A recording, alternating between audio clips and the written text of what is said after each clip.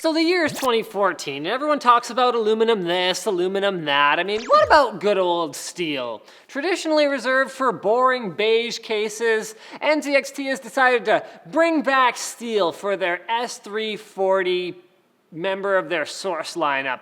This case promises enthusiast features, but at a budget-friendly price point. So today we'll be looking at whether NZXT delivers, or if they're full of hot air. You know, like a badly designed case would be full of hot air. That is a good joke.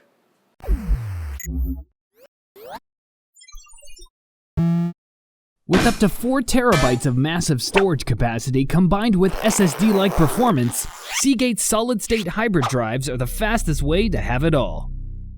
So we started by filling it with parts. I mean, after all, nothing tests a case like actually putting a computer in it. So Jack put in an MSI Z97 Gaming 7 ATX motherboard, an MSI GTX 970 video card, an Intel Core i5 4690K processor, 16 gigs of HyperX Fury RAM, and 2 HyperX Fury SSDs, each of them having 128 gigs of storage. All of this is powered by an NZXT Hale 82 V2 modular 550 watt power supply. To cool everything, there's a Kraken X61 for the CPU, and then every fan connected to an NZXT Grid Plus for hardware monitoring and customization. This thing is pretty much filled up. Now, the first thing that you gotta notice is actually the quality of the cases. Considering the price, it's not bad. The finish is very smooth and reflective with none of that orange peel texture that you'll often get with lower quality paint jobs. And then next, when you pick up the case, you'll feel that it's actually reasonably solid, and it even survives flex tests reasonably well. It's only slightly heavier than its competitors, as NZXT is kind of trying to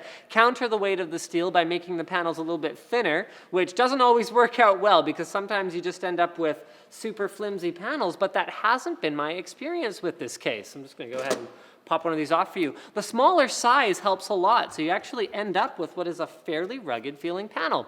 On the front of the case, you'll notice a whole lot of nothing. So if you were hoping for an optical drive bay, then you'll need to either resort to an external one or just end it all now because there's no hope. There is a stamped NZXT logo on the bottom and air intakes at both the top and the bottom of the case.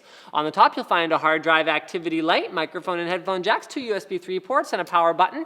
And you can also see the giant gap here for that top intake. It's big enough for most users, but if you're running something ridiculous like 3 or 4 video cards, then not only might you want to consider a bigger gap, you might just want to consider a bigger case. It's not really designed for that sort of thing.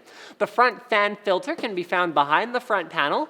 There's, according to whoever wrote this script, no easy way to fish it out, but apparently I can do it.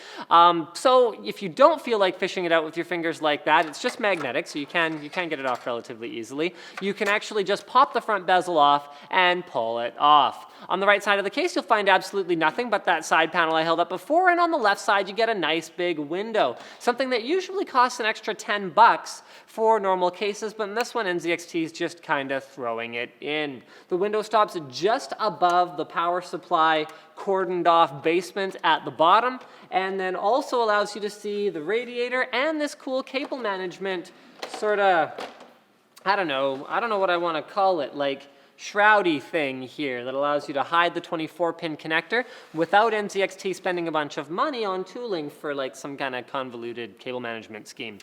Opening it up, we see NZXT has continued their tradition of captive thumb screws that won't fall out when you undo them on the side panels. This is seriously something that every manufacturer needs to start doing.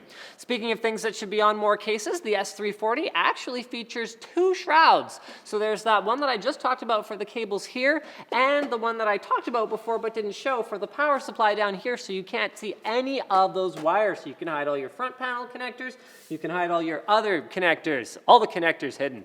The power supply shroud features 2 2.5-inch drive mounts on the top with holes behind them for cables, and an opening right here for video card power cables if you prefer to route them here as opposed to bringing them up over the rear shroud. Overall, what do we say about this case? It allows for an amazingly clean build, like effortless cable management with decent cooling, and for efficient graphics cards like the GTX 970, you would have no problems at all even running this system in a quiet fan profile or perhaps even with a couple of them. The lower price point of the case only starts to show if you wanted to put, you know, a lot more high-end components in it. So, for example, the back fan slot's only 120 millimeter. You won't be putting a bunch of 140 millimeter fans all over the place. It doesn't sit on vertical sort of slots, so you can reposition it according to if you wanted to put in a top-mounted radiator. There isn't room for a top-mounted radiator once you account for your motherboard cooling, and little things like that. So the last thing we haven't talked about is the back of the motherboard tray. There's not a whole lot of room for cables, but with that cable management doodad that I mentioned before, you can just kind of put them here, where normally they would be really ugly, but they're covered by that shroud. The two included fans are their FN V2 120mm fans, which were introduced alongside the H440. They're designed to be quiet while pushing a decent amount of air, like pretty much every fan probably strives to do, and they have built-in anti-vibration pads and a sleeved black cable.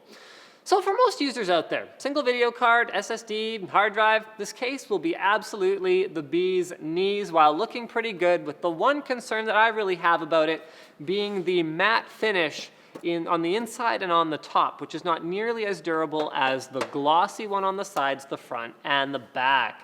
So thank you guys for watching this video. If you want an S340 for yourself, there's of course a link in the video description for where to pick one up from NZXT.com.